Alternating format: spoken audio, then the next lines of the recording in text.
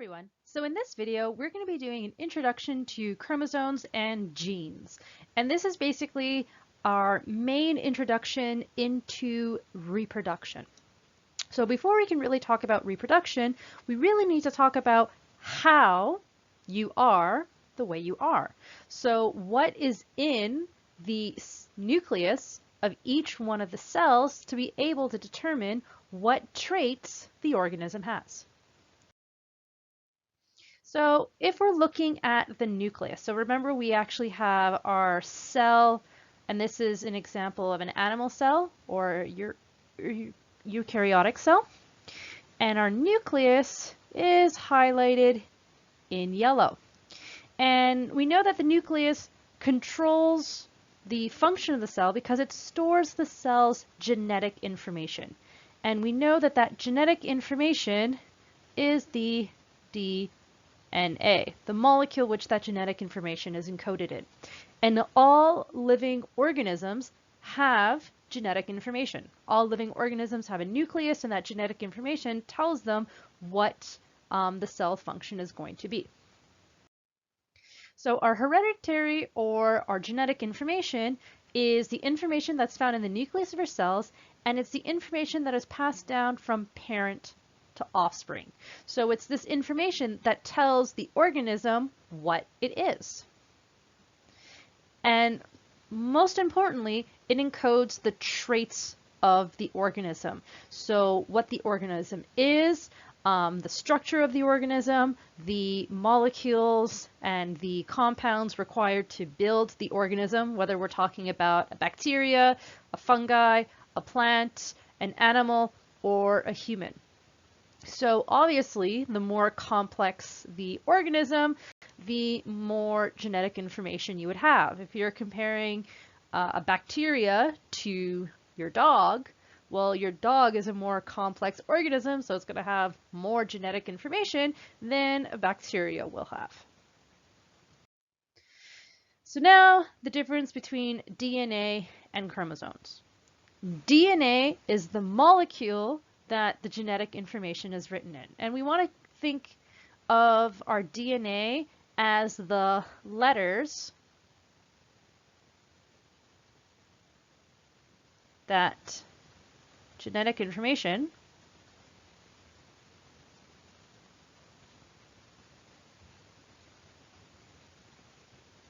is written in. And DNA pretty much has only 4 letters: adenine, guanine, cytosine, and thymine. Now, these 4 letters used in combination encodes for different amino acids, which encodes for different proteins, which then encodes for different structures that are built within the organism. So the DNA is the molecule that this information is written in. Whereas the chromosome, so these are examples of chromosomes, and these are actually examples in chromosomes in humans, they're extremely long, packed strands of DNA. So right here, we're actually looking at human chromosomes. So human chromosomes, there's actually 23 pairs of human chromosomes. And if we can see that we have, for each chromosome, we have 2 of them. So chromosome 1, you have 2 of them. Chromosome 2, you have 2 of them, and so on and so forth. Now, because humans undergo sexual reproduction, of the 23 pairs, half comes from the biological mother, and half comes from the biological father.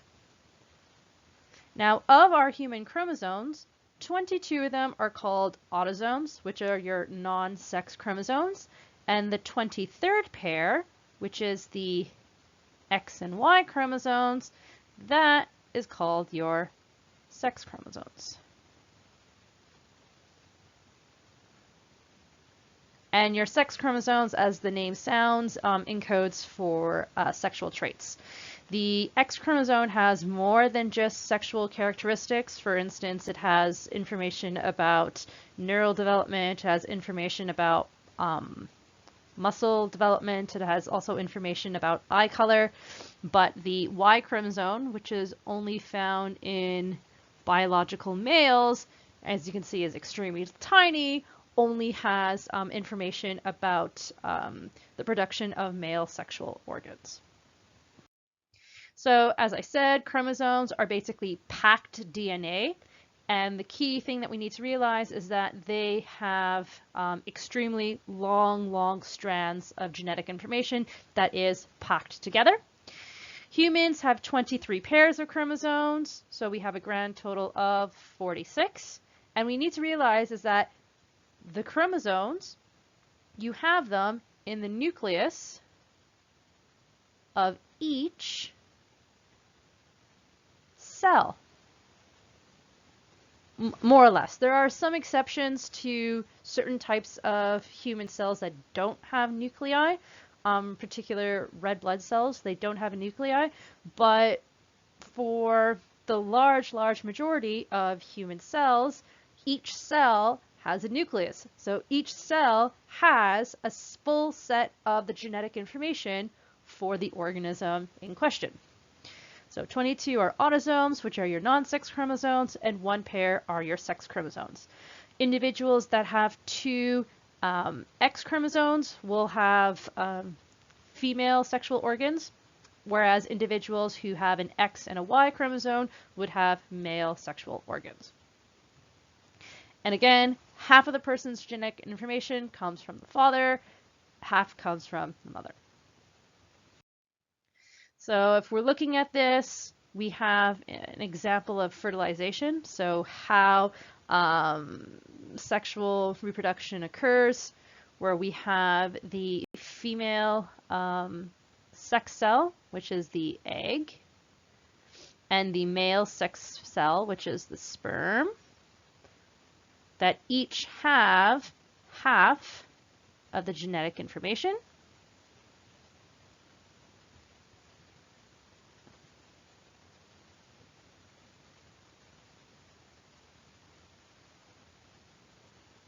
Fused together through a process of fertilization, where you get the full set of the genetic information. Now, because half the genetic information comes from the mother and half of the genetic information comes from the father, the offspring, which is the result of the fertilization process, is going to be genetically unique. Whereas they're not going to be genetically the same as the mother, they're not going to be genetically the same as the father, but rather have a unique combination of genetic traits from both parents. Now, the gene. So as a recap, if we're looking at our cell right here, our nucleus is where we store the genetic information.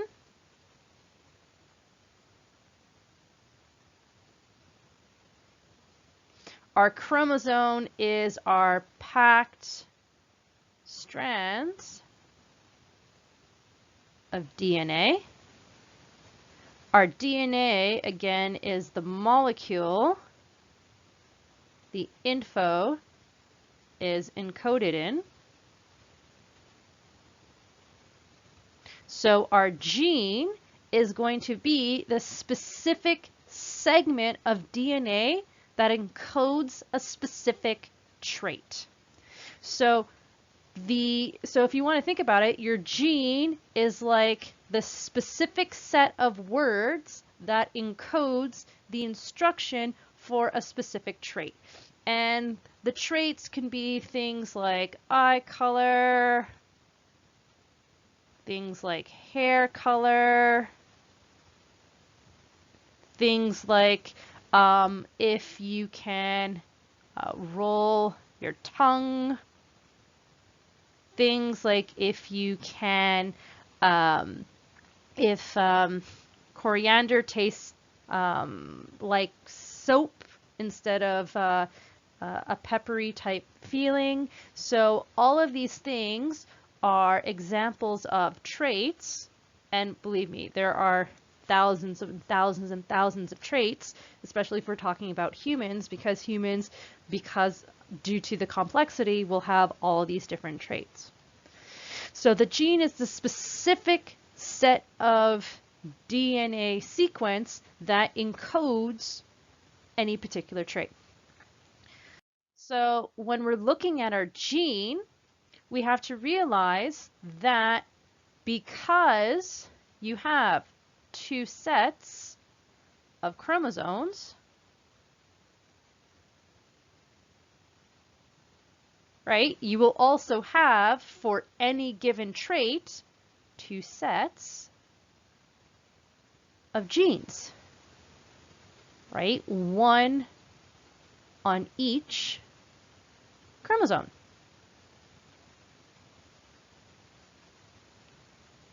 So your allele is one form of the gene in question. So in actuality, for any gene, you have two alleles.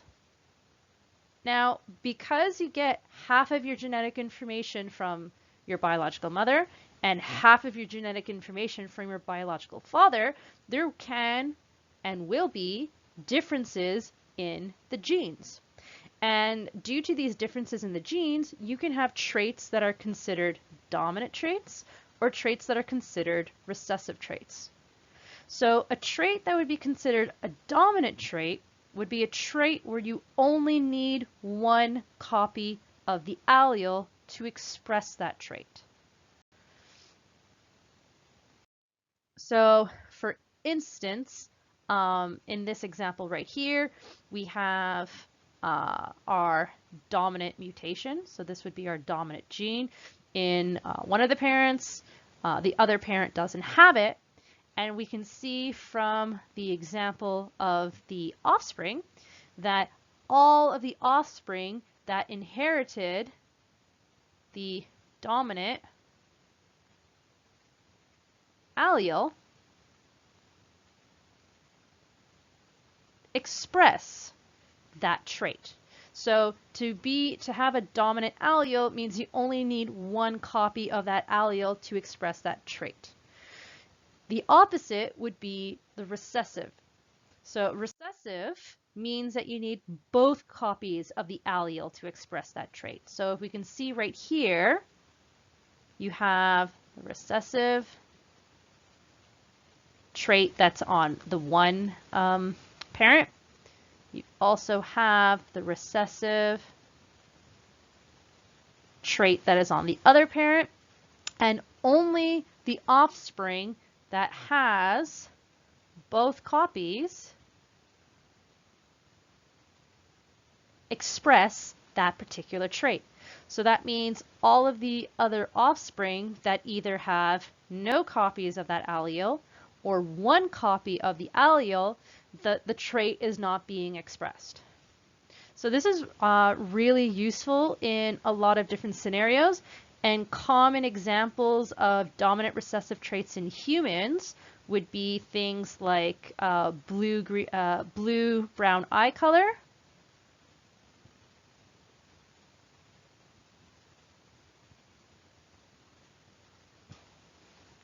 where brown eye color is the dominant color. Blue would be the recessive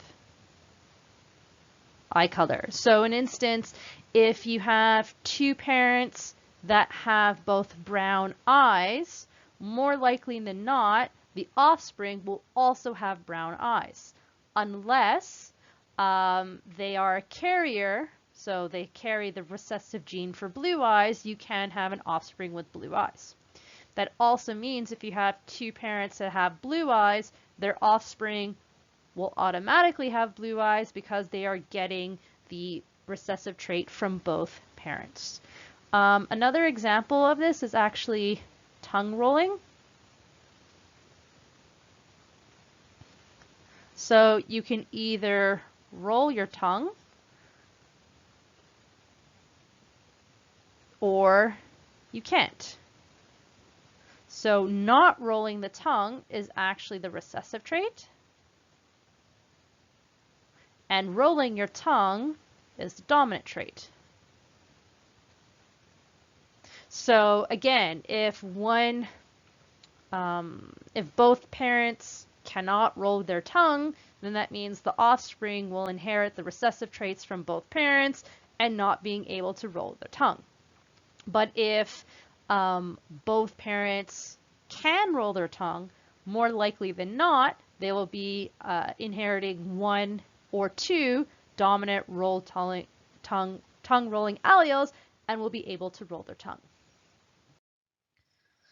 Now, the phenotype is the expression of this gene. So what I mean by expression, meaning is their eye color blue or brown, or can they roll or not roll their tongue? Whereas the genotype is the specific alleles an organism has for that gene in question. So if we're going back to our tongue rolling scenario, so rolling your tongue is a dominant trait. So the two different genotypes where I could roll my tongue would be capital T, meaning I have two copies of the dominant trait.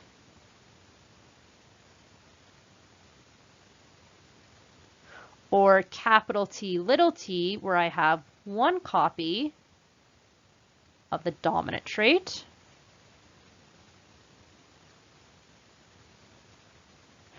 These are the genotypes, and the result, the phenotype, would be the ability to roll the tongue. So the phenotype is the expression of that genotype. But if the genotype of the individual was lower t, well then that means that they have two copies of the recessive trait,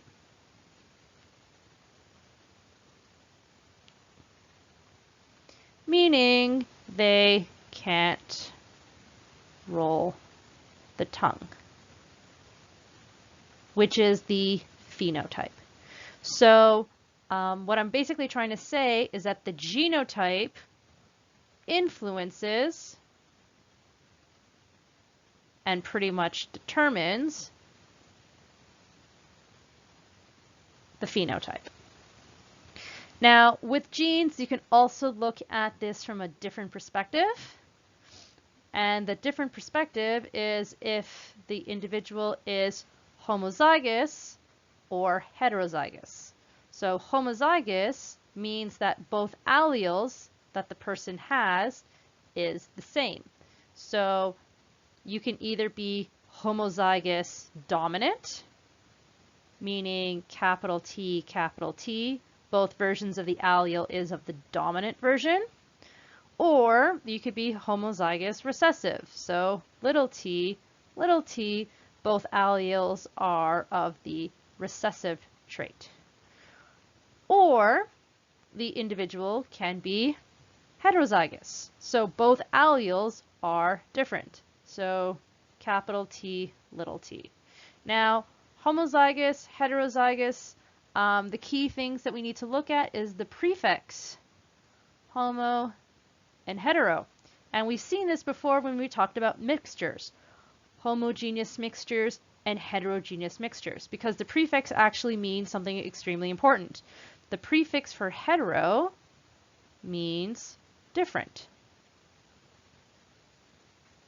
So heterozygous literally translates to different alleles, whereas the prefix for homo means same. So homozygous, the prefix means same alleles. Now, geneticists use something called Punnett Squares to predict what the genotype and the phenotype of the offsprings are going to be. So If we're looking at an example of a Punnett square, we have two flowers here. We have our purple flower and we have our white flower.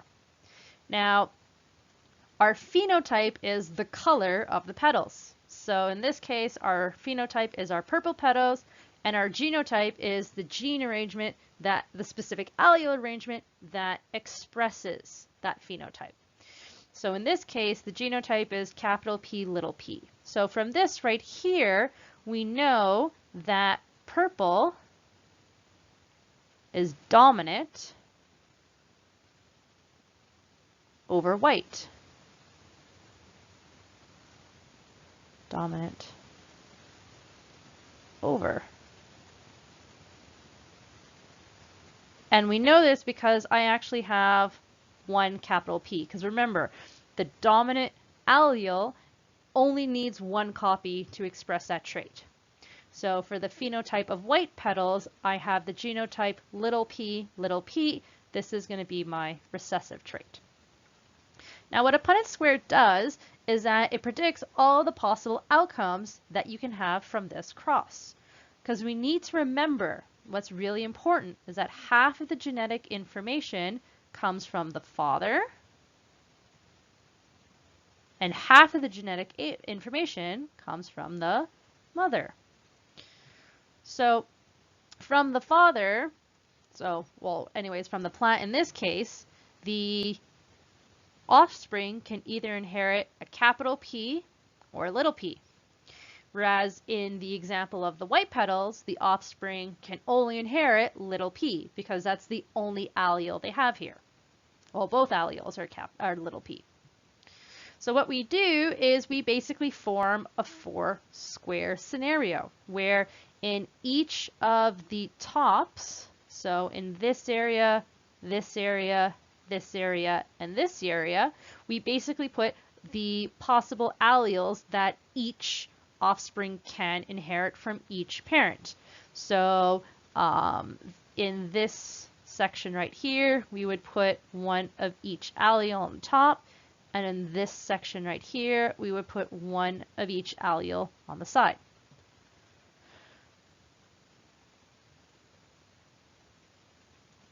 Now, the Punnett square is actually quite simple because half of the genetic information comes from one parent and half comes from the other. Well, in each square, it's showing what gene combination they can get.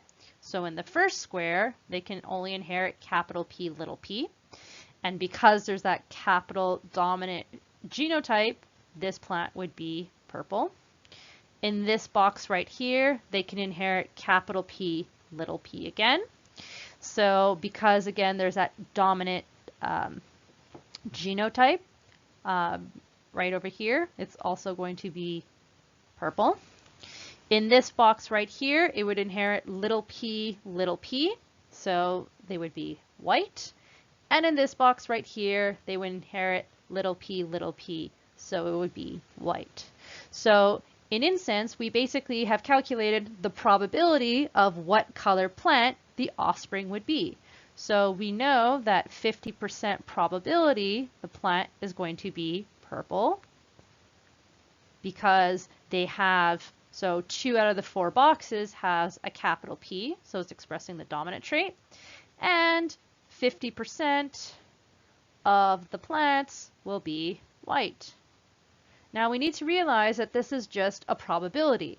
It doesn't mean that if these 2 plants crossed and only had 4 baby plants, that half would be purple, half would be white. Because again, there always is an element of chance. There's always an element of randomness, that even though it's 50% likely that you'll have purple over white, some of the expected outcomes will differ from this probability. So I hope this explains a little bit the difference between genes, chromosomes, DNA, and how they all interreact. Have a great day.